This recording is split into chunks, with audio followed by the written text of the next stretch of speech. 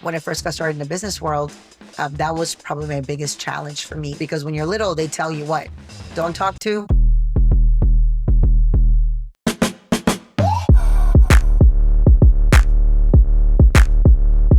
Hi, everybody. Welcome back to Cindy Cobos No Filters. Today, we're going to get a chance to hear a little bit more about the journey of how everything started and what are a few of the things that I wish I would have known as a woman in business from the very, very beginning. So here we go. So one of the most important things that I wish I would have known is that sales is king. And if you can really, truly master knowing somebody else, knowing what they want and how what you have can help them get there, I would have really advanced my business a lot faster, because I'm an introvert by nature. Okay. So I just want you guys to know, first of all, me being in front of this camera is a whole improvement. Okay. But I was an introvert since the very beginning, since I was little. My mom used to tell me, how are you going to do this business if you don't even talk to people? And I'm like, Mom, one day I'm going to talk to people.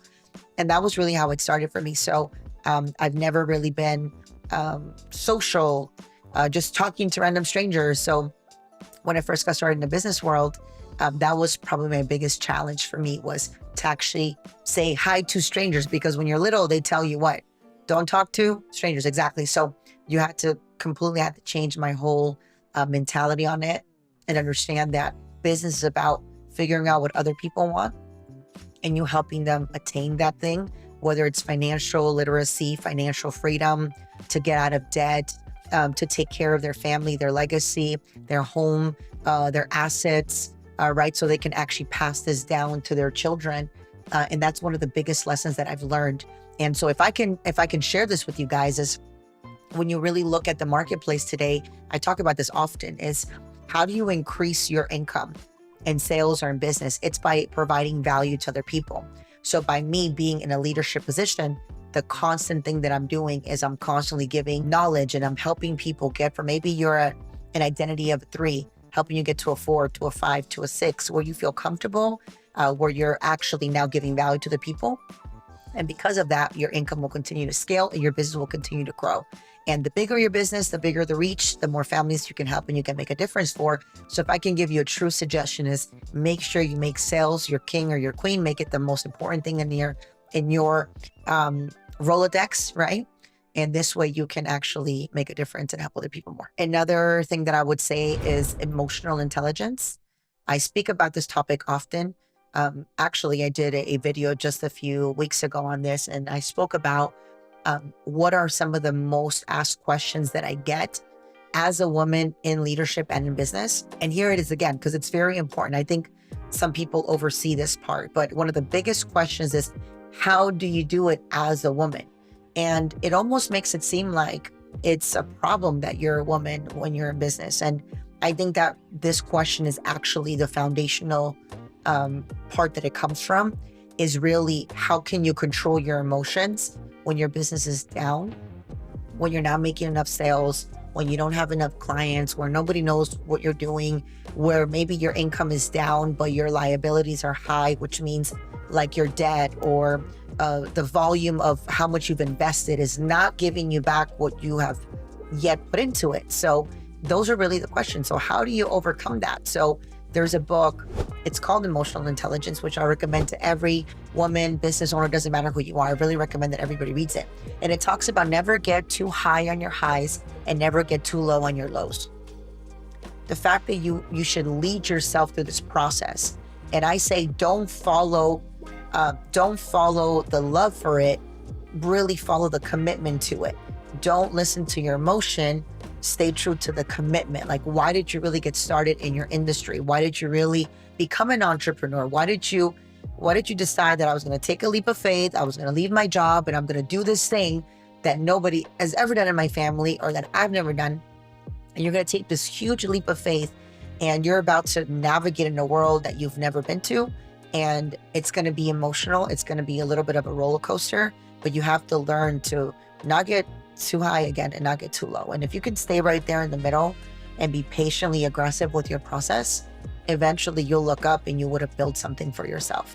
you'll look up and you'll see clients, and clients will refer you to more people when you do a good job. And you start working on your systems, you start working on your operations, you start working on your staff, you start delegating better, you start training your next people, and that all comes together and you will have a fruitful business. But most people quit in the hard part right here in the beginning.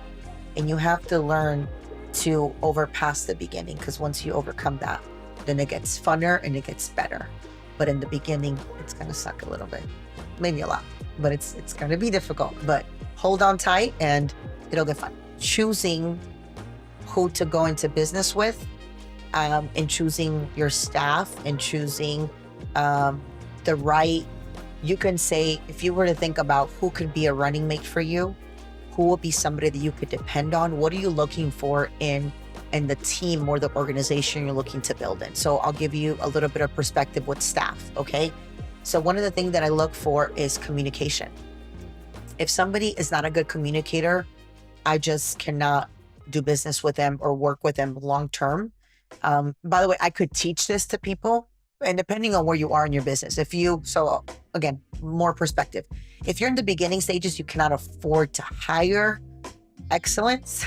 You're going to have to learn to deal with whatever you have at this moment, and you're going to have to build them up to get to excellence. And it's almost like a baby.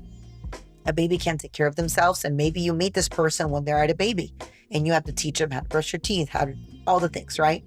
But if you are already in a business where you're making income, you have a lot of assets, you have capital to pull from, you're going to want excellence. So if you're already here, then that's what you're looking for. But if you're not, you have to measure where you are, because you're going to hire what you can afford. And that's the truth. So let's say you can hire what you can't afford. We'll start there. I'm going to look for a great communicator. I'm going to look for somebody who can go through and play hurt. And those are questions I'm going to ask. How do you respond when things get tough? What personality do you have? Are you fight or are you flight? Like, which one are you? That's very important. Do you have emotional stability? Because if you cry over everything respectfully, we can't do it together. It's just not going to happen, because I can't deal with your challenges and also with my challenges. So we have to kind of meet somewhere in the middle there. I'm going to help you process. But if every time I give you constructive criticism, you shut down and you run away, I can't deal with that. It also matters to me the relationships that you're in. Are you in a stable relationship? Are you married? Family, your background, a little bit of your track record. Those are things that I look for when I'm hiring staff. Those are the main 4 things that I look for. Again, I've been there before where I can hire people only based off of, hey, can you start off part-time with me? Because I don't have the funds to do this. So I have to teach you. I have to literally train you from the very beginning up until you become an asset versus almost like a liability. So who do you hire? Staff. Then because I have a structure, a business where I train people that are independent, then that's also what your vision is for your team, and who do you want to have around you. So for example, for me, I'm a believer. And so I want to have people that are believers around me, people that have good, healthy families, people that they want to grow, they have a desire to grow, that they have a chip on their shoulder, that they're trying to prove a point, that they're moved by something.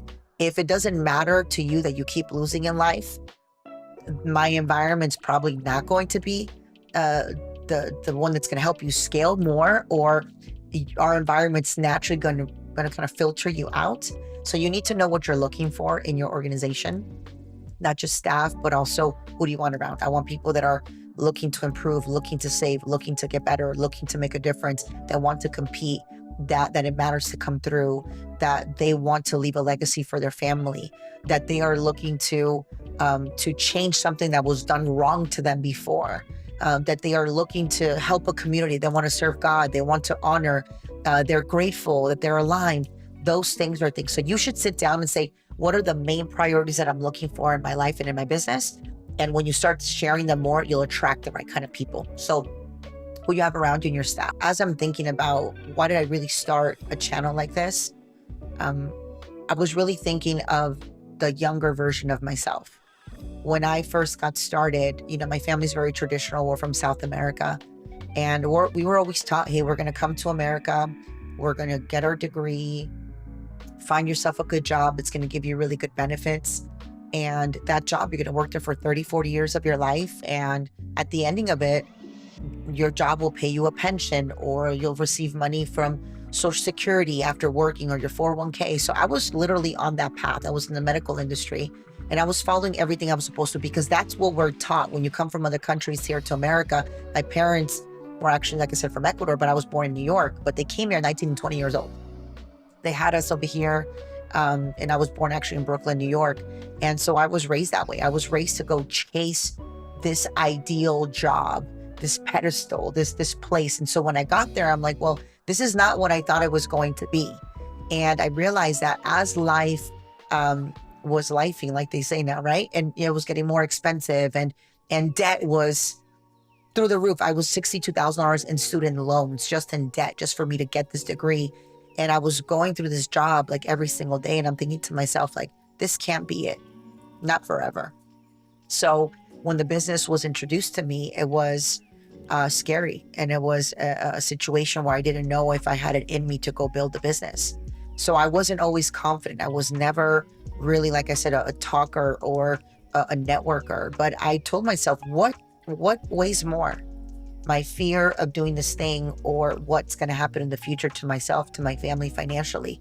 So ultimately, this was for me bigger than this fear.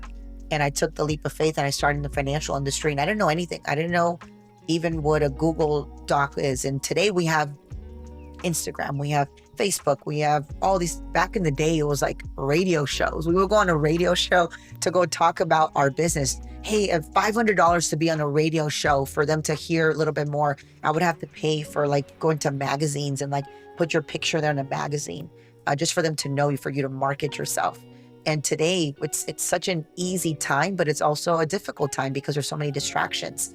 But that was how I started. And I started off not knowing anything, didn't have any clients. I would go to networking events. I would go into little businesses. I was, hey, how are you? Introduce myself. My name is Cindy. I have an office out here. I'm looking to open an office here. I would work at Starbucks. I would work out of Barnes and Nobles in a little corner table. I would go to coffee shops. I would do events at Denny's. I would do it at anywhere that they would allow me to do an event. Small restaurants, and they would say, if you eat here, if you spend $300 here, we will give you this little room for free, and you guys can host your event there. And we would do that. And we were just starting. I was just starting off with, a few of our agents, a few of our guys, and that's how everything started. So I didn't know everything, but I was willing to put myself out there, because I feared not coming through for my family more than what other people would say about me. I feared that more than rejection. So what do you fear more? Do you fear more staying the same? Or do you fear more what could happen like in your future? Or what is it that you're scaling? So for me, that was more important. My family, my parents were getting older, and I wanted to come through for them and retire them and give them a great life. And that was my biggest why. So wherever you are in business, it's okay to have fear, but what it's not okay is for fear to stop you. It's not okay for fear to make you pause and to keep you where you are. Because I also believe that that's the enemy too. The enemy likes to keep your identity lower instead of helping you rise bigger. So do it scared, do it broke, just do it. Just get it done, okay? I'm not trying to say Nike. You just get it done. Just do the job. You have to fulfill it. God gave you this feeling for a reason. He gave you this desire to do more for a reason. Just act on it.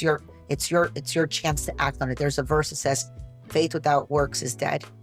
And yes, you have to have the faith, but you have to back it up with action. That's why I always have this phrase I've said for many years. It's, you have to be patiently aggressive with what you're doing. Have the patience to see it fulfill, but you have to be aggressive with the front end of your journey. So here's what I will say will be one of the greatest reasons for why I'm still in business for myself is you have to learn to discipline your disappointments. Okay? And what do I mean by this? I said this throughout the first few points that I made, but most people, when they have a low moment in their business, they go too low, meaning you think it's, you don't see the light at the end of the tunnel afterwards. you don't start creating habits that will catch your disappointment. See, I could have a bad day, right? Or I could have a bad moment, but I'm not going to have a bad day. I can have a bad half of a day, but I will not have a bad second half of the day.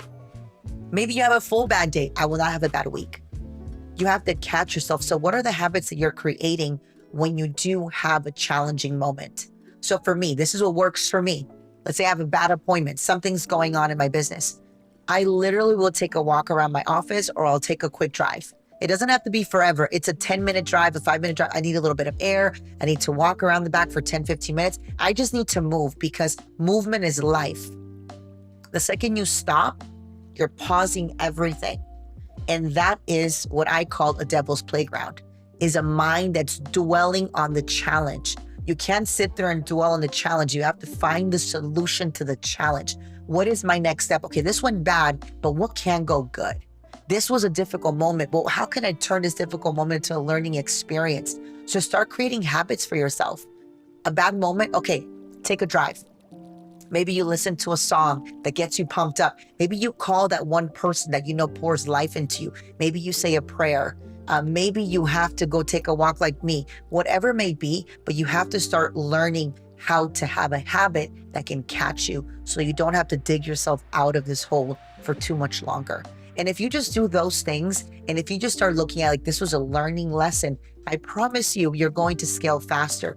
I give you my word that you will start learning how to change the bad feeling into a good feeling. You will start looking at the cup instead of half empty, half full, and life will have a whole different meaning. And you know what you're going to say to yourself? This is getting me closer to my breakthrough. This is getting me closer to that big client. This is getting me closer to having a breakthrough in my business, to finding the right person in my business, to finding that right little loophole, to finding the right systems. It's going to get you closer, because your mind, instead of feeling bad for itself, it starts finding solutions to the challenge. And that's really what CEO work, that's really what entrepreneurs are doing. We're constantly solving challenging moments and challenging situations. So if you do those things, things are going to really change for you, and you're going to start seeing how life is so much brighter and your business is going to grow. Okay, guys, so with that being said, I want to give you guys 3 top lessons that I've learned as an entrepreneur, a woman in business, a CEO, and a leader within my industry. So tip number 1 is you always want to provide value. Value is scalable, and it's going to help you grow your business. Number 2, you guys, it's emotional intelligence. This is a really big one here. Number 3, also another big one, it's you have to learn to discipline your disappointments. So guys, those are the 3 things that truly changed my business and helped me get to where I am today in my life and as a CEO, as an entrepreneur. So if you got value out of this video, I want you to like and subscribe. Also follow me on Instagram. My handle will be below. If you click the link below, there will be a special treat for you all. It will be a course, a mini course on helping you build your confidence, because guess what? 2026 is around the corner, and you want to make sure that you walk in there being the best version of yourself, bolder and more excited for this year coming up. We'll see you guys in the next one. This is Cindy Cobos with No Filters, and I'll talk to you soon. Bye-bye.